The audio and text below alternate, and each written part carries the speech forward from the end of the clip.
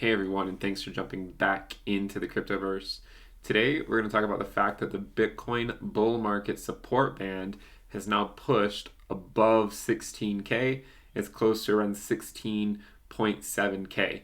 If you guys like the content, please subscribe to the channel, give the video a thumbs up, and also check out the Telegram channel, which you can find a link to in the description below. Let's go ahead and jump in. So, we do this video essentially every single week. This week it's coming a day or two later than it normally does, but better late than never. And the main thing we want to take a look at is where is our bull market support band to maintain the integrity of the bull market. And we know, based on historical trends, anyways, that our 20-week SMA and our 21-week EMA tend to be our support band to maintain the integrity of the bull market. You can see back over here, we said that if we hold it as support, sentiment can change on a dime. Now, did I know it meant going up to 34K? Absolutely not. But what we do know is that when we do come down to these levels, it tends to be pretty bearish at the time, but sentiment can change on a dime, right? It can change on a dime, and once you get going, people look back and say, we wish we bought more, right? We wish we bought more. That's actually one of the better feelings to have than saying you wish you sold more, right? Anyways, you might be wondering, if you're new to the channel, because there are a lot of new people, why is this important? Why is this level so important and not other levels? Well, again, it's just based on historical trends. If you look at the last market cycle, we had several, and I mean several drops to the 20-week or the 20-week estimate and the 21-week EMA. Here was a 30% drop over 8 weeks. Here was, if we go from this top, it was a 30% drop over 91 days. So this one was 91 days. This one was 56 days. This was a drop of 35% over 14 days. Here we had a 35% drop over 28 days.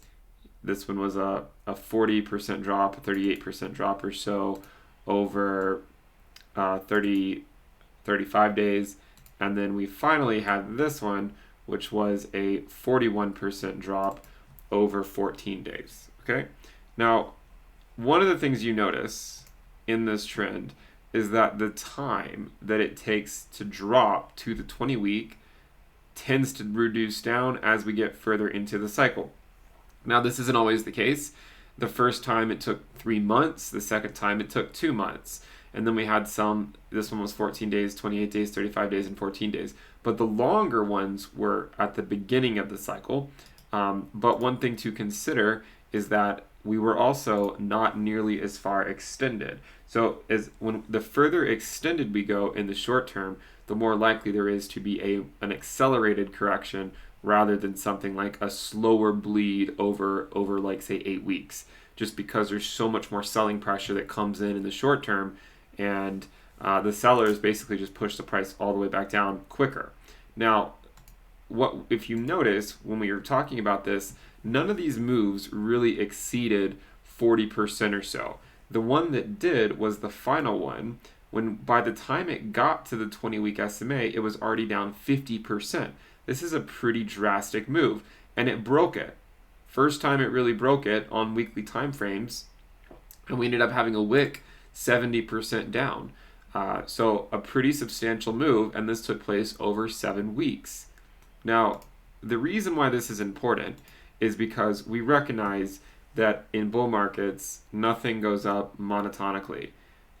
It might feel like they do sometimes when every day you wake up and it seems like the price is higher, but there will come a time, and it probably won't be too far off into the future, where we will see a correction.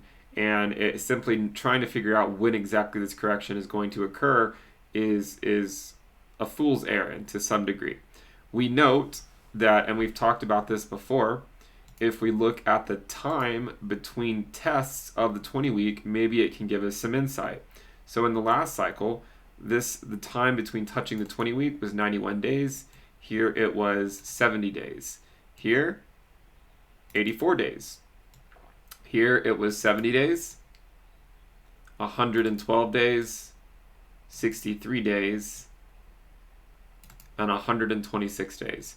So we can note here that it can take 3, maybe even up to 4 months to get back down to the 20-week or the 21-week SMA or the 21-week EMA. So let's suppose that it takes around 3, maybe 4 months tops if history is any indication. From here to the next time we tested it, we could say it was 84 days. From here to this one was about 42 days. And so far, we've been going for 91 days. This has been a substantial move, no matter how you slice it, right? I understand that, everyone or a lot of people would like for us to continue this rally, and there's nothing necessarily precluding that from happening. It's possible that we're able to extend the rally in the short term and even have a more impressive short-term move. But the reason for this video is to remember to always remain cautious, especially when things are up, especially when things go up as quickly as they have in the short term. And the reason this is we always want to know where the 20-week is. It's currently on this exchange. It's currently 16,700 or so. The 21-week EMA is 18.6K. So the band spans $2,000. This is a pretty impressive spread. So in the event of a correction, in the short term, we would want to hold that level as support. We would want to hold somewhere between 16.8 to 18 or 16.7 to 18.6K as support. That's to maintain the integrity of the bull market. Now, you might say, well, why do we have to go that low? Well, we don't. If we, first of all, this is assuming we have a correction, and it could take us a while longer before we do, but let's suppose that the correction starts in the next week or so. If we do come back down, first of all, we might not come back down all the way to this level. We could have a correction, and then we continue the rally. That's one idea. The point of this metric is to say, as long as we hold this, then the bull market is likely to continue, just like we did over here. If we don't hold it, then it tends to be the bad news bears for a decent period of time. We failed to hold it here, and we hit a bear market. We failed to hold it here, continuation of the bear market, right? We failed to hold it here. We had the March dump.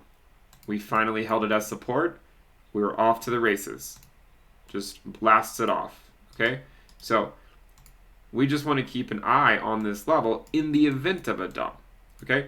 And one thing to consider, as we've said before, is that unless there's an instantaneous wick down that basically takes us straight down in a day, then by the time we get to this level, the actual 20-week SMA and the 21-week EMA could be a lot higher than they currently are. The 20-week estimate, again, is about 16.7. In another week, this is probably going to be over 17K. So, and it should be well over 17K. So, and the 21-week EMA could be approaching 20K in and of itself. So this is something to just keep an eye on as we navigate the potential moves over the next few weeks. So keep an eye on this level, and if we do come back down, it does not mean that the bull market is necessarily over. As we've said before, it just means we need to hold the line.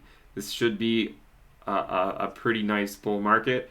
It could last a long time, but we also recognize that every market cycle can be somewhat different.